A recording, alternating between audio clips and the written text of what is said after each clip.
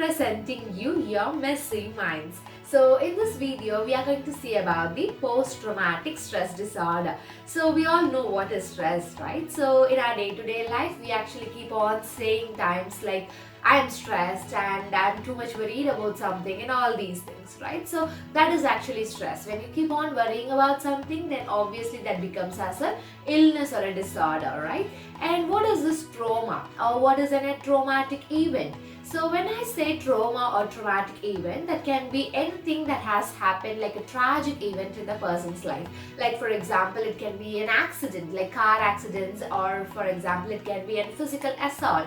Like for example, the female who has gone through rapes, or sometimes it can even be like attempt to murders, like someone trying to kill a person and they have like somehow like escaped from that and now they are living their life or something like this. So or sometimes it can even be like a death of a beloved one, or for example it can be a spouse who have actually like missed their own beloved partner in their life, right? So something like this can actually be a traumatic event. So now what is this post-traumatic stress disorder is? Like when they are going through all these types of traumatic events in their life, they might actually like accumulate a type of problem in their life, like stress I was talking about. So they might actually get kind of flashbacks of the memories in the form of nightmares, or sometimes the memories also can just come and go, right? So something bad has happened in their life, and when they are doing something or when they are sleeping, they might actually dream about that, or sometimes they were talking about something and suddenly this strikes into their mind like a memory. So something like these can happen, right? So these are like things that actually comes back. So these are the flashbacks.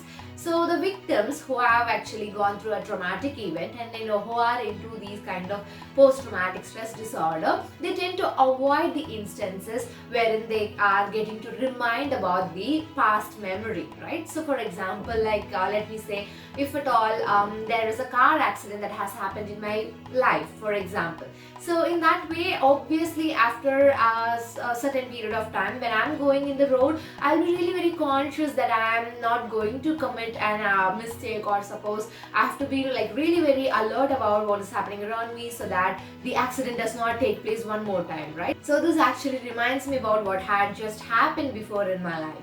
Or sometimes the female who have gone through these rapes and all, so if at all like she has been alone for that time and then some people have come and tried to rape her, then obviously it's going to be like reminding her whenever she's alone, right? So things like these can happen. So these victims actually what they try to do is they try to avoid the circumstances or situations which can actually remind them about these instances. In addition to this post-traumatic stress disorder, there is a subtype of this, which is dissociative subtype. Okay, so according to this dissociative subtype people, whoever is experiencing the post-traumatic stress disorder will not explicitly express their emotions or their setbacks that they are going through inside their own body or mind, because whatever they are thinking, they will not be expressing it out. Like for example, if a flashback is coming to them, they will not be responding to it, rather they will not be like emotionally expressing something outside when they are feeling something inside.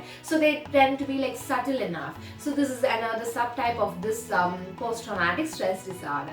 So overall, when we see there are no particular symptoms, almost like after a month or so, maybe it can take like 1 year for the accumulation of the symptoms to happen for this post-traumatic stress disorder, because maybe in the month or so people can actually deny the fact that something bad has happened to them. Like for example, if a beloved person has been died and then they are in a shock, and then they will not be accepting the fact that that person is not anymore, right? So in that way they are not going to realize what is going to be the consequences of it. So obviously they will not be like in this post-traumatic stress disorder until they accept the fact that something has happened bad to them, right? So this can be one such reason. And whenever these people are not actually experiencing the symptoms of post-traumatic stress disorder, they can actually develop acute stress disorder, which is stress in a minimal amount, right? Because they'll be really stressed, right? Whenever I was telling you just now, like you will not be accepting the fact that something bad has happened in your life. So that kind of thing can actually cause some type of disturbances in your day-to-day life, and that can actually affect you, right? So that can actually happen happen probably. Or sometimes when these people who are like suppressing their emotions, like dissociative subtype. So those type of people, when they are not expressing it explicitly and they are like reducing or repressing all the emotions that they are going through, obviously it can be affecting their interpersonal relationships too. Because when you're not expressing out something, or when you're resistant to do something or something like these, then obviously the other person who are there in that interpersonal relationship with you will not be every time understanding what you are going through. So obviously during those times they are going to have some kind of misunderstandings, and obviously there will be a clash or a conflict between you two. So the interpersonal relationship will not be that very good. And when we are coming to the causes, right, so we actually know what is the cause for this post-traumatic stress disorder. Like it is the traumatic event, right? So this traumatic event is a major reason for the people who are like experiencing this post-traumatic stress disorder. But apart from this, there can be other factors like biological factors, personality factors, or sometimes even the social factors, which actually influence the people or the victims in order to face this kind of post-traumatic stress disorder in their life after they have like encountered these kind of traumatic events in their life. So like for example, the biological factors, let's say anxiety. So when a person is little more anxious than normal, then obviously they are going to be like disturbed by everything that is going to happen in their life, right? And just think about the bad events like trauma that has happened to them. So obviously they'll be disturbed, and then they develop this post-traumatic stress disorder. So they are more likely to have this. And this is actually a kind of personality disorder too, right? And sometimes minimal education, like when you're not aware of things that can happen in life, and when you're not educated about like how to cope up with that and how to deal with that and all these things, obviously you're not going to know how to like face that situation when it happens all of a sudden, right? So maybe minimal education can be a reason for this. And sometimes, very rarely, hereditary can also be another reason for causing this post-traumatic stress disorder.